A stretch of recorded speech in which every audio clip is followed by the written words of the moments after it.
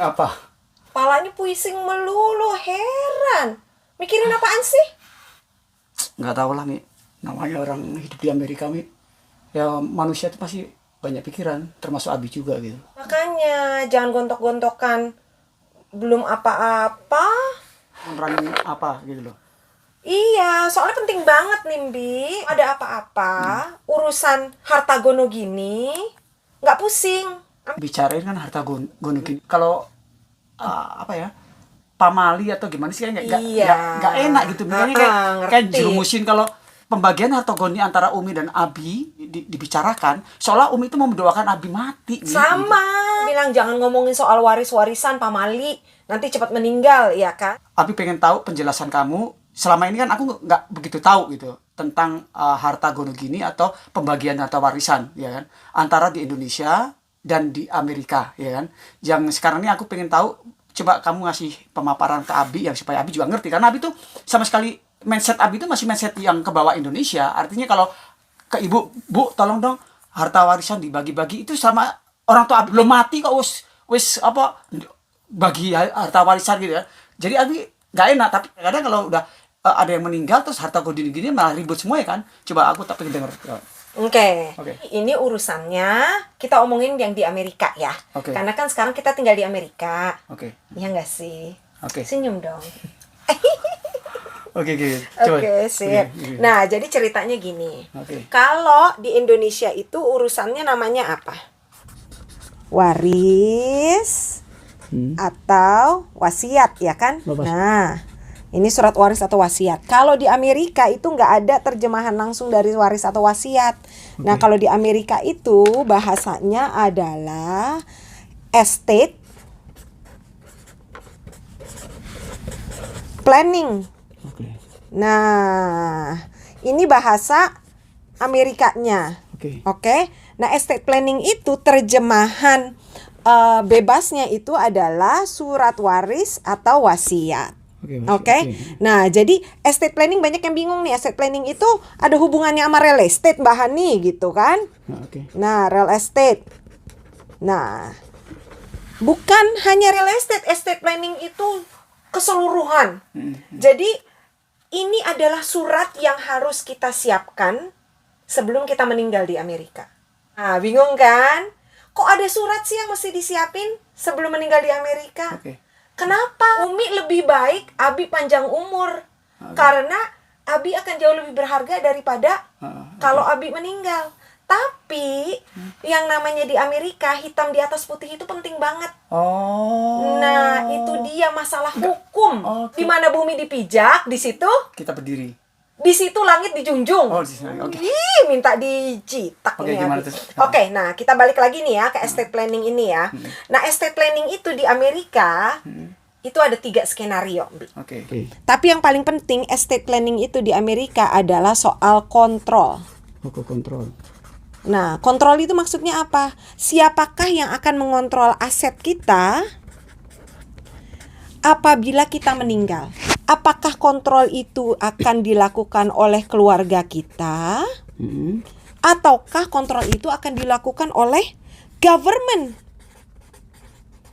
Nah, Abi ngerti nggak kalau di Amerika itu government ada 3 tingkat? Enggak. Enggak? Enggak. Oke, nah banyak yang bilang siapa nih governmentnya? Karena di Amerika itu ada 3 tingkat government. Tingkat pertama government itu adalah tingkat federal atau tingkat pusat. Tingkat kedua adalah tingkat state. Kalau di Indonesia itu tingkat provinsi. Oke. Nah, tingkat ketiga itu adalah tingkat city atau tingkat kota. Oke. Nah, dalam hal ini estate planning di sini nih masuknya itu adalah ke tingkat state. Oke. Nah, walaupun ada juga nanti kita omongin ke tingkat federalnya, tapi mari kita bicarakan yang tingkat state atau provinsi. Kebetulan kita tinggalnya di state apa, Mbi? Pennsylvania. Di state Pennsylvania. Ya. Betul. Oke. Nah, sekarang kita omongin yuk estate planningnya ini gimana nih ceritanya. Nah, ceritanya gini, Mbi. Di Amerika itu estate planning ada 3 tingkatan kan? Kayak nonton Sinetron. Oke. Abi kan orang film, jadi ngerti skenario ya. Oke. Skenario 1 itu kalau kita meninggal tanpa ada estate planning sama sekali. Oke. Oke? Maksudnya apa? Kita nggak punya surat wasiat, nggak punya surat warisan. Jadi bahasa Amerikanya itu no will and trust. Apabila kita meninggal tanpa surat wasiat dan warisan di Amerika, yang berbahaya adalah nanti kontrol aset kita bisa dilakukan 100% oleh government yang tingkat state tadi. Nah, bingung kan? Oke. Kenapa harta-harta kita tapi yang kontrol government? Jadi Kok bisa gitu? kok bisa ya? Bingung kan? Oke. Nah, caranya nih aku kasih tahu. Government tuh very powerful di bidang tertentu. Oke. Cara mereka mengontrolnya itu adalah melalui yang namanya probate. Oke. Abi pernah dengar probate nggak? Enggak. Nggak pernah. Oke. Nah, probate itu, Mbi, jadi kayak dinding. Nah, contohnya di sini dinding ya. Nah, ini didirikan oleh state ini nih, dinding ini. Dinding ini untuk memisahkan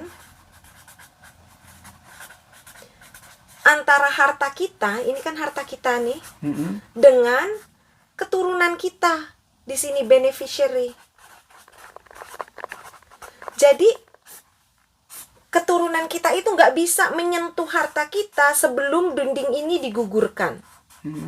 Nah, cara menggugurkan dinding ini adalah dengan menggunakan court. Nah, Abi tahu court nggak? Tahu. Apa? Kayak pengadilan. Pengadilan. Nah, pengadilan itu ada Hakim, jaksa. ada Pak Hakim dan Pak Jaksa. Nah, kalau di Amerika itu namanya judge atau hakim. Situasinya di sini, apabila kita meninggal tanpa mempunyai plan, ya kan? Tanpa mempunyai surat will atau trust atau surat warisan, maka si hakim ini atau si judge ini berhak menentukan kemana aset kita dan berapa banyak yang dibagikan. Oke. Jadi karena kita nggak punya surat menyurat apa-apapun pada saat meninggal, hakim ini akan menentukan. Dan yang paling menyakitkan, setelah hakim ini menentukan harta kita dibagikan ke siapa dan dalam berupa banyak, mereka akan nge-charge nih, mereka akan minta keluarga kita bayar duit sebelum keluarga kita ini bisa menyentuh harta-harta ini. Ngerti nggak? Karena di court ini ada yang namanya court fee. Dan ada juga yang namanya pajak. Nah, selain keluarga kita disuruh bayar duit, keluarga kita juga disuruh membuang banyak waktu di sini. Bayangin, katakan Umi meninggal, iya kan? Lagi sedih-sedih. Anak-anak tuh mesti datang ke court, nungguin judge untuk bikin keputusan. Plus setelah judge bikin keputusan, anak-anak tuh mesti bayar duit sebelum anak-anak tuh dapat aset kita. Padahal aset kita ini siapa yang kerja? Abi kerja keras, Umi kerja keras. Oke. Tapi sebelum anak-anak bisa nyentuh aset ini, dimintain dulu duitnya sama pemerintah. Sedih nggak? Nah, ini ya skenario pertama. Oke. Sekarang yuk kita ngobrolin tentang skenario kedua. Tadi kan kita ngomongnya ada 3 skenario, ya kan? Skenario kedua adalah apabila kita meninggal, kita punya surat will. Nah, Wasiat. surat wasiat, bener banget, surat wasiat. Kalau kita meninggal punya surat wasiat atau surat will, itu mendingan. Karena keluarga kita mempunyai some control. Oke, jadi kalau misalnya kita taruhlah Abi meninggal atau Umi meninggal, itu harta-harta dulu dikuasai oleh pemerintah sini dulu atau gimana? Tergantung. Oke. Makanya kita ngomongin skenario ini. Kalau Abi nggak punya surat-surat, maka bisa dikuasai oleh pemerintah. Wow. Big problem. Exactly, big problem. I agree. Nah, kalau di skenario kedua ini, sebelum kita meninggal, kita ngurus yang namanya surat will atau surat wasiat. Oke. Nah, kalau kita punya surat wasiat, maka keluarga kita punya some control. Atau some itu maksudnya apa? Beberapa kontrol. Caranya itu gimana, Mbi? Nah, ini yang paling tricky. Karena banyak yang nggak tahu kalau kita punya will, kita tetap akan ada yang tadi probate, masih ingat nggak? Nggak begitu. Yang wall tadi ini loh. Oh, nih, oke. wall ini. Probate ya, oke. Nah, pemerintah masih tetap bisa mendirikan probate court untuk kita. Nah, kalau di probate court itu kan tadi ada judge kan? Iya kan? Oke. Apabila pemerintah masih bisa mendirikan probate court dan judge ini, pemerintah masih tetap bisa men-charge kita uang dan keluarga kita masih kehilangan waktu kan? Nah, apa bedanya skenario 2 dan skenario 1 tadi? Kalau skenario 1 tadi, kita kehilangan kontrol sama sekali karena yang mempunyai kontrol ada judge. Tapi kalau kita punya will, nah, kontrol yang kita punya itu apa? Judge ini akan membacakan will kita. Ini kontrolnya. Jadi judge itu masih mengikuti apa yang ada di dalam will kita itu tadi. Jadi bukan semau-mau judge-nya memberikan keputusan. Keputusannya bukan 100% ada di tangan judge, tapi ada di will kita. Tugas judge itu adalah membacakan will itu dan mensahkan will tersebut. Oke? Nah, tapi untuk mensahkan will itu, ini dia, anak-anak kita atau ahli waris kita mesti mengeluarkan waktu dan mengeluarkan uang. Karena judge kan kerja nggak gratis. Court pemerintah kan nggak murah, ya kan? Jadi apa? UUD ujung-ujungnya duit. Oleh karena itu ada skenario yang ketiga. Nih dia skenario yang ketiga. Skenario yang ketiga ini, sekarang kita lagi ngomongin tadi skenario ketiga ya. Ingat ya, tadi skenario pertama kan kita, kalau kita meninggal kita nggak punya surat warisan sama sekali. Skenario kedua, kita meninggal dan kita punya surat wasiat atau surat will, ya kan? Skenario ketiga, nah banyak yang bilang gini, aduh kok repot banget ya punya aset di Amerika. Skenario pertama masuk court, skenario kedua masuk court, ya kan? Nah padahal kan kita nggak begitu suka sama court. Jadi banyak yang bilang, jalan keluarnya itu gimana sih supaya kita nggak masuk court? Jalan keluarnya itu skenario ketiga nih Bi, yaitu kita ngurus yang namanya trust. Nah, trust itu apa sih sebenarnya? Kalau bahasa bebasnya tuh trust itu adalah sebenarnya surat will, ya kan? Tadi yang skenario kedua will, tapi sudah mempunyai komponen hukum atau sudah enforceable by law. Gitu. Nah, kenapa trust itu penting? Karena kalau kita udah ngurus trust ini, Bi, anak-anak kita atau ahli waris kita nanti tidak akan melalui probate tadi. Tidak juga akan melalui court. Ya kan? Dan kalau tidak ada probate dan tidak ada court, berarti kan nggak ada judge. Ya kan?